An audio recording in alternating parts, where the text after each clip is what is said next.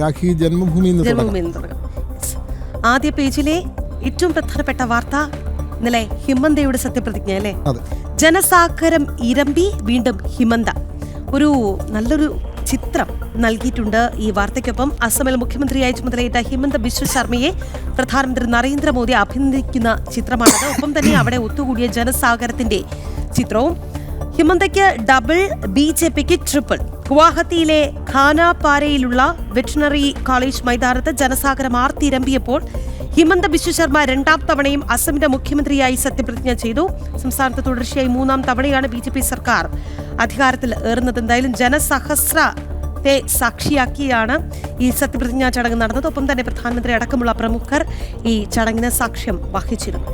ഒപ്പം ഇന്നലെ മിന്നലേറ്റ് 4 യുവാക്കൾക്ക് ജീവൻ നഷ്ടമായിരുന്നു. ആ യുവാക്കളുടെ ചിത്രങ്ങൾ സഹിതമുള്ള വാർത്തയും ആദ്യ പേജിൽ തന്നെ ഇടം പിടിച്ചിട്ടുണ്ട്.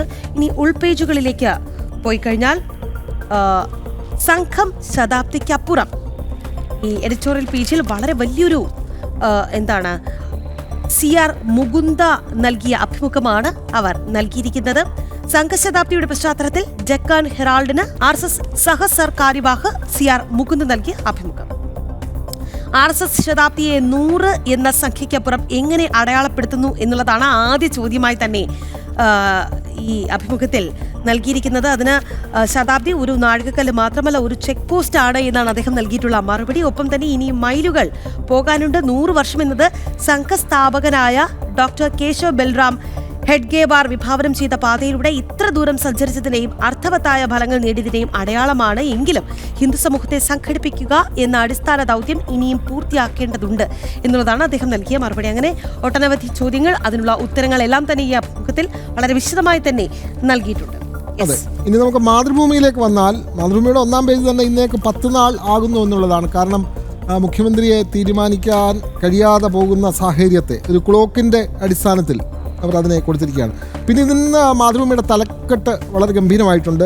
നീറ്റായില്ല, ഒടുവിൽ തല ഊരി എന്നുള്ളതാണ്. നീറ്റ് പരീക്ഷ, UG പരീക്ഷ റദ്ദാക്കിയ വാർത്ത പ്രാധാന്യത്തോടെ നൽകിയിരിക്കുന്നു. അതോടൊപ്പം തന്നെ ഈ കേരളത്തിലെ പൊളിറ്റിക്സും നീറ്റാകുമോ, അതായത് ഇന്നുണ്ടാകുമോ മുഖ്യൻ എന്നുള്ള ചോദ്യം. ഒന്ന് നീറ്റായില്ല, ഒടുവിൽ തലയൂരി. മറ്റൊന്ന് നീറ്റാകുമോ എന്നുള്ളതാണ്. കാരണം കേരള മുഖ്യമന്ത്രിയെ തീരുമാനിക്കുന്ന കാര്യത്തിൽ നീറ്റാകുമോ എന്നുള്ള ആ ഒരു വളരെ രസകരമായ തലക്കെട്ടാണ് ഇന്ന് മാതൃഭൂമി നൽകിയിട്ടുള്ളത്. പിന്നെ വളരെ സങ്കടകരമായ വാർത്ത, ഇടിമിന്നലേറ്റ് മലപ്പുറത്ത് 4 യുവാക്കൾ മരിച്ച വാർത്ത. അത് 1-ാം പേജിൽ തന്നെ മാതൃഭൂമി നൽകിയിട്ടുണ്ട്.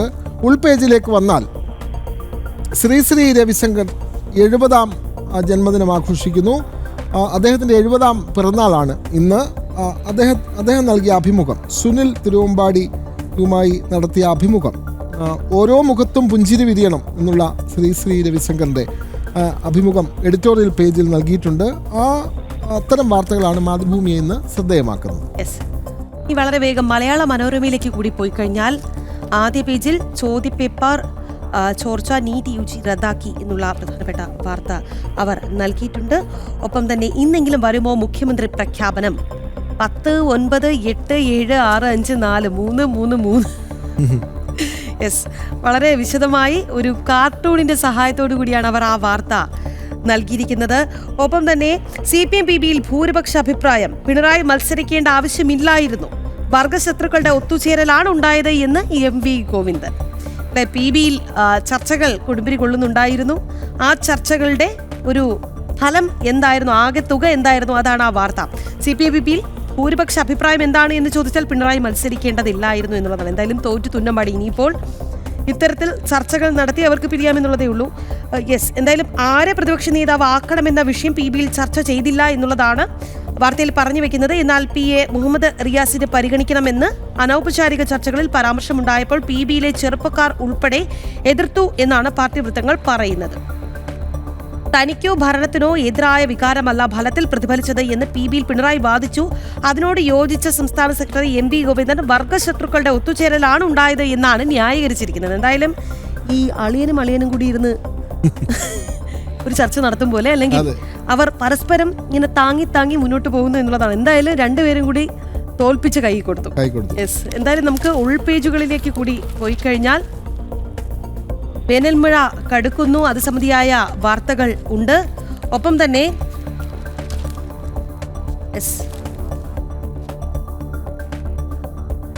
ആ അപായമണിക്ക് പിന്നിൽ എന്ത് എന്നുള്ളത് എന്തായാലും ഈ നിയന്ത്രണമില്ലാതെ ഇറക്കുമതി വരുന്നു.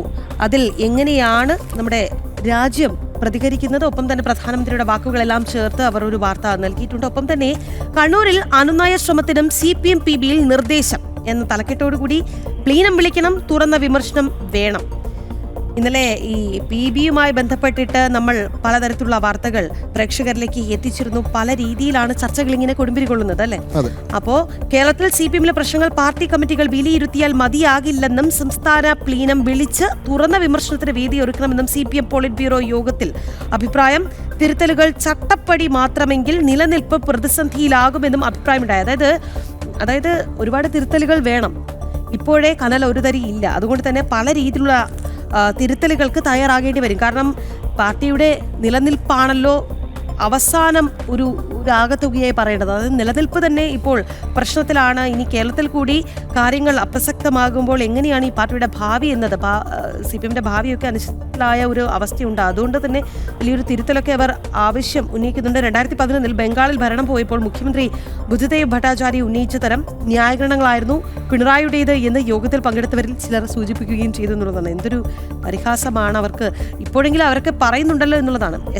ഇനി നമ്മൾ തമിഴ്നാട്ടിലേക്ക് പോയി കഴിഞ്ഞാൽ തമിഴ്നാട്ടിൽ 717 മദ്യവിൽപ്പന കേന്ദ്രങ്ങൾ പൂട്ടുന്നത് സ്കൂളുകളുടെയും ആരാധനാലയങ്ങളുടെയും സമീപം ഉള്ളവ എന്നുള്ളതാണ്. എന്തായാലും ജോസഫ് വിജയ് മുഖ്യമന്ത്രിയായി അധികാരമേറ്റതിന് പിന്നാലെ വരുന്ന തീരുമാനങ്ങളാണ് ഇത് എന്നുള്ളതാണ്. എന്തായാലും നമുക്ക് മലയാള മനോരമയിൽ ഇതൊക്കെയാണ് വാർത്തകൾ. വളരെ വേഗം കേരളത്തിലേക്ക് പോയാൽ നീറ്റലായി നീറ്റ് എന്നുള്ളതാണ്. നീറ്റ് പരീക്ഷ റദ്ദാക്കിയതുമായി ബന്ധപ്പെട്ട വാർത്തയാണ് തലക്കെട്ടായി വന്നിരിക്കുന്നത്. പരീക്ഷ റദ്ദാക്കിയതിൽ പുകഞ്ഞ 22.79 ലക്ഷം വിദ്യാർത്ഥികൾ അന്വേഷണം CBIക്ക് വിട്ടു എന്നുള്ള വാർത്ത തന്നെയാണ് കൊടുത്തിട്ടുള്ളത്. അതോടൊപ്പം അതുമായി ബന്ധപ്പെട്ട സമരത്തിൻ്റെ ചിത്രവുമുണ്ട്. പിന്നെ മുഖ്യമന്ത്രി പ്രഖ്യാപനം ഉടൻ എന്നുള്ള അത് സ്ഥിരമായിട്ട് വരുന്ന വാർത്തയാണ് അത് കൊടുത്തിട്ടുള്ളത്. ഓരോ നേതാക്കളുടെയും നിലപാട് എന്താണ് എന്നുള്ള കാര്യവും കേരള കൗമുദി 1-ാം പേജിൽ നൽകുന്നുണ്ട്. ഈ കേരള പൊളിറ്റിക്സ് തന്നെയാണ് അവരുടെ തലവര എന്ന് പറയുന്ന 1-ാം പേജിലെ കാർട്ടൂൺ കൊടുക്കുന്നത്. തോൽവിയുടെ ഉത്തരവാദിത്തം പിണറായി ഏറ്റെടുക്കേണ്ട ആവശ്യമില്ല എന്ന് MA ബേബി പറയുന്നു. അതിന് കാർട്ടൂൺ നൽകുന്ന മറുപടി, വേണമെങ്കിൽ ജനം നമ്മളോട് മാപ്പ് പറയട്ടെ, അതല്ലേ ഹീറോയിസം. എന്തായാലും നമുക്ക് സമയപരിമിതി ഉള്ളത് കൊണ്ട് മാത്രം ഇന്നത്തെ പത്രവിശേഷങ്ങൾ ഇവിടെ വെച്ച് അവസാനിപ്പിക്കാം. ഒപ്പം തന്നെ ഇനി നമ്മുടെ ഒരു കുടുംബ വിശേഷമാണ് അല്ലേ? അതെ.